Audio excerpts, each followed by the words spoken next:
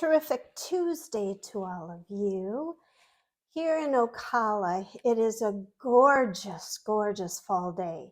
And this just brings out my energy, my joy, I can't wait to do things. I've already done my weight training. I've done my sit-ups and push-ups and other little things that I do to strengthen my body.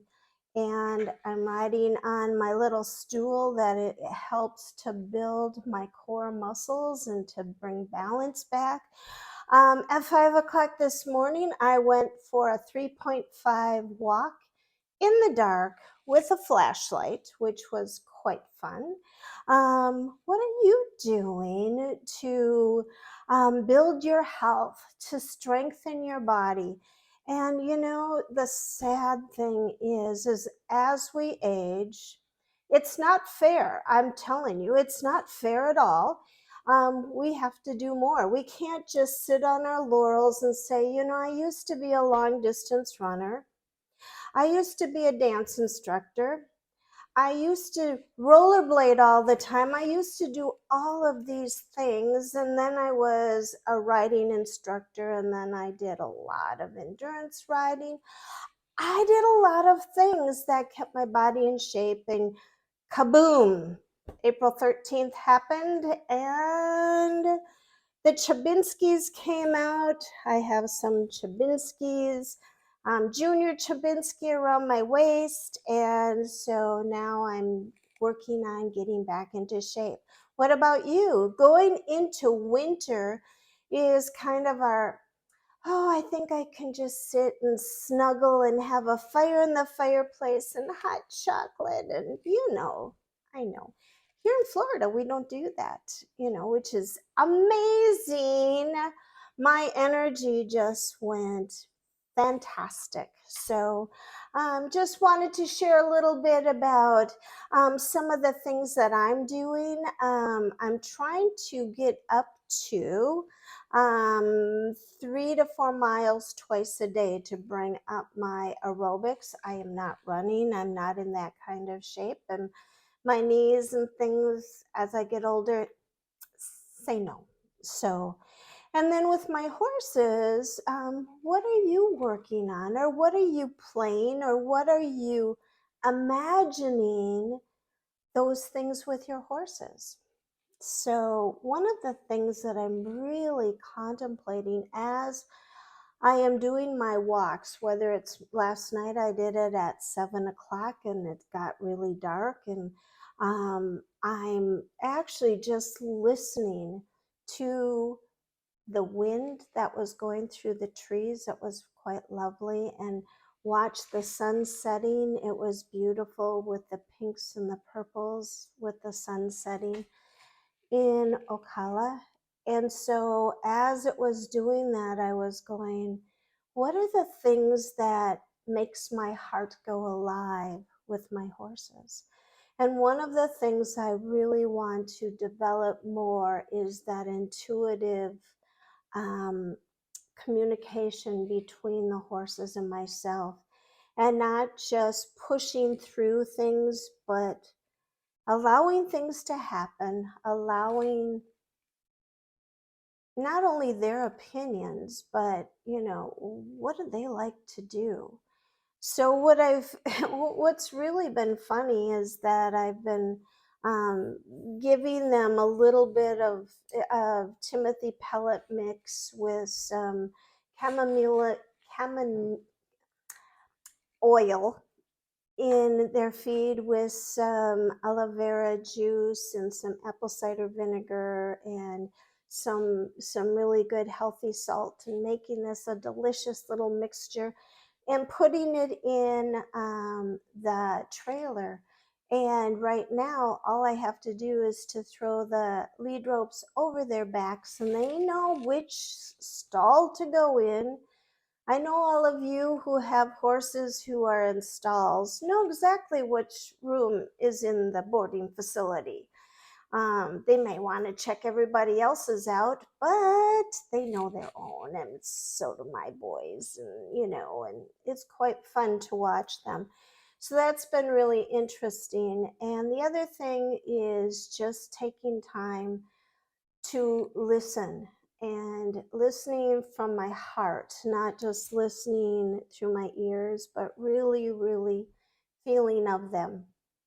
So, as I'm strengthening my body, my bones, my muscles, my tendons, I really want to strengthen that one on one communication, or two on one, because there's two of them. And they're both opinionated in their own ways. What about your horse? How opinionated is your horse? I like that because you know what? It makes me giggle. And one wants to go and one wants to go slower, and then vice versa. And so, this next couple weeks, I'm really going to be developing more of my silent communication and being quiet, because I like to talk. As you can tell, I'm talking to the video camera right now. Actually, it's my phone, my iPhone. But shh, you don't tell anybody. And there's nobody in here but lights. Yeah, my screen is here, but it's blank, and nobody is around, and I don't have animals in here. So anyway, so prepare yourselves for this next transition. And so the transition of fall can be they're starting to uh, gain their winter coats. And so even here in Florida, both Rio and Journey are getting their winter coat. And what does that mean with 80-degree days, during the days? And it got down to 58 last night. So it's a little chilly. So preparing your horses for that, what does that mean? You still need to make sure that they're getting enough salt and minerals in their diet. That's so important. And making sure that they're getting a balanced nutrition and enough stimulation. So if they're in a stall all night long, do you give them things to play with? Because it's very boring in a stall. I had a big ball that I put hay in for Journey and Rio when they were stalled last fall. And Journey and Rio both like the big balls that we have, the soccer balls. And this one was really heavy, so it wasn't like they, got to whack a ball, but, they still got to play with it. So think about those preparations. What about their hooves? What do you need to do to keep their hooves healthy and happy? And so make sure that as you're cleaning them, I have just bought apple cider vinegar. I went to Costco and I got a 3-pack, so I'm set for a little bit. I'm still going to be using that. I'm also conditioning, using a little bit of coconut oil. How many of you love coconut oil? I do. I use it on many, many different things with my horses, and it just depends. And so I was rubbing that on their hooves. It makes it look beautiful. And so think about, all those little things to prepare. Get your preparation kit ready for winter. And also, how do you prepare for winter? I'm preparing with finding my longer sleeves. It gets chillier, so if I go out in the morning time, I will wear long sleeves. This morning, I even wore my winter hat and some gloves. I didn't need it, but I wore it and I was laughing. So 58 degrees isn't cold, my friends. In fact, you'll probably, when it's 20 below, if it's 58 degrees, you go, yes, we're having a heat wave. So anyway, prepare yourself nutritionally, prepare yourself physically.